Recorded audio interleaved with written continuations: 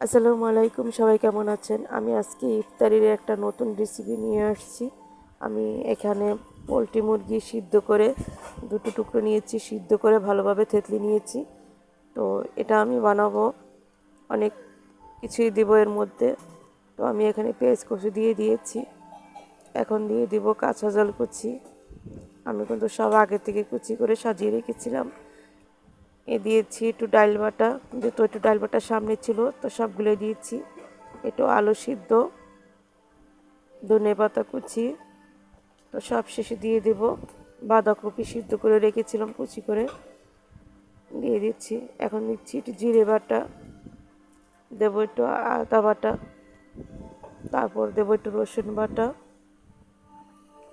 সামান্য পরিমাণ লবণ, একটু হলুদের গুঁড়ো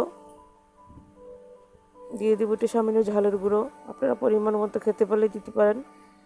দিব একটু চালের গুঁড়োটা দিব একটু শক্ত হওয়ার জন্য, যে উপরে একটু শক্ত থাকবে আর ভিতরে এই ডিমটা দেবো এই কারণে যাতে ভিতরে একটু সফট থাকবে, একটু ফুলে উঠবে, সেই জন্য আমি ডিমটা দিয়েছি। তো ভালোভাবে এখন থেতলি মথে নেব, ভালোভাবে মথতে হবে, না তো মশলা কিন্তু একসাথে মিক্স হবে না। তো আমার মাথা হয়ে গেছে।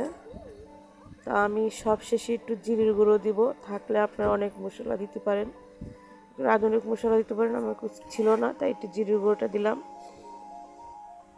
এটি গেলানোর জন্য। শুধু জিরের গুঁড়ো ছিল, আপনারা থাকলে লং এলাচ এগুলো জিরের গুঁড়ো থাকলে দিতে পারেন।